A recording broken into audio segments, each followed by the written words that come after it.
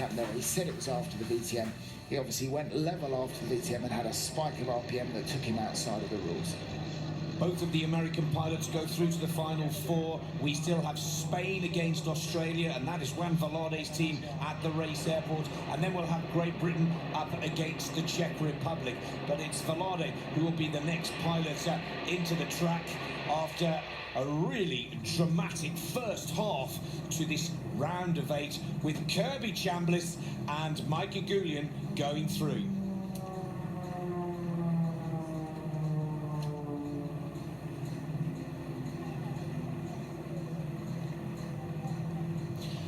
So part 2 of the round of 8. We've already seen Kirby Chambliss amidst much controversy go through. Maroya has been DQ'd from the race.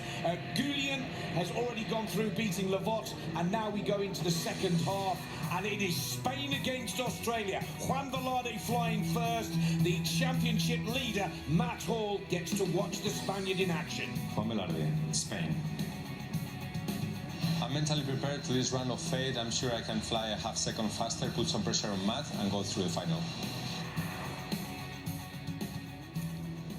New wingtips to the plane, modifications, and the old TC is back running the ship. Sergio Catolfi has brought a little bit of magic back to Team Velarde here in Kazan, but can Juan continue his impressive form?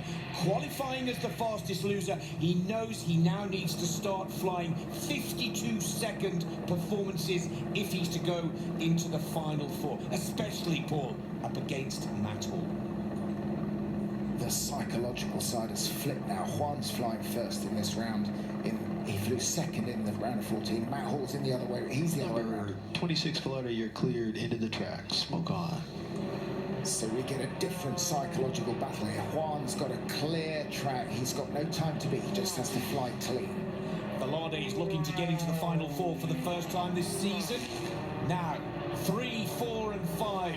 This is the key turn. It's called the Kremlin Corner as they fly past the UNESCO World Heritage Site and the White Kremlin building. This is the chicane for the first time. Now the pilot comes to the end of lap 1 and steadies himself for the vertical turn maneuver at the Kazanka curve. This is a man on a mission, isn't it? This is really quick from Juan, and I think flying very well.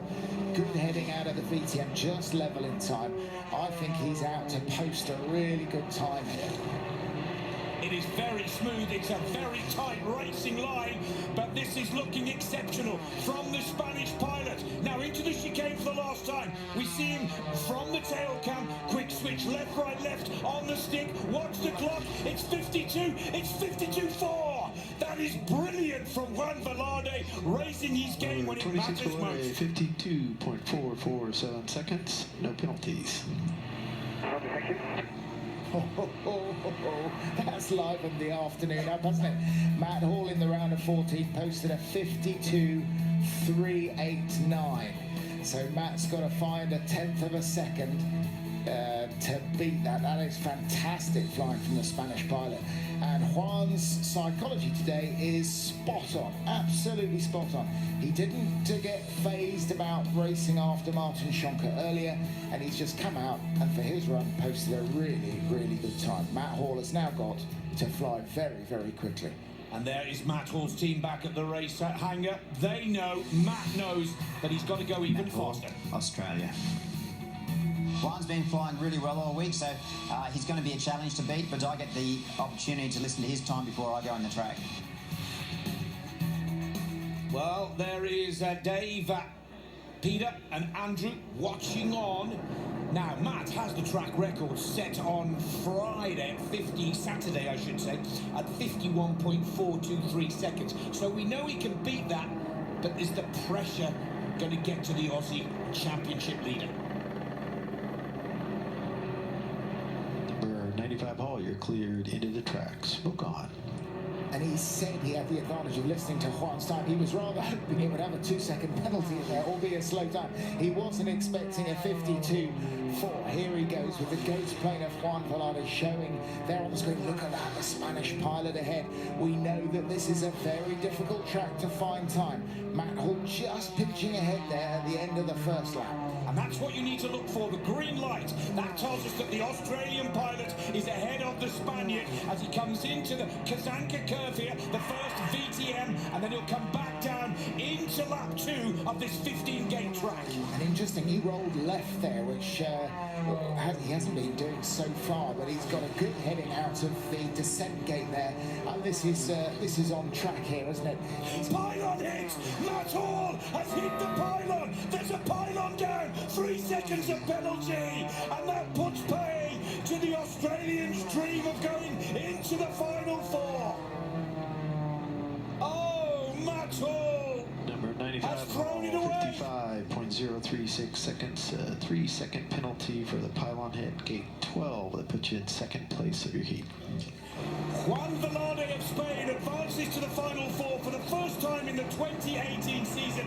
Matt Hall cannot believe it, but he just clipped gate 12 with the wingtip pull. Here's the replay. Here you go, the wind has changed in this session. Earlier in the round of 14, we didn't have any wind at all. Now we've got a very slight southerly. There's the tiniest amount of headwind, maybe a slight bit of sort of drift at that gate.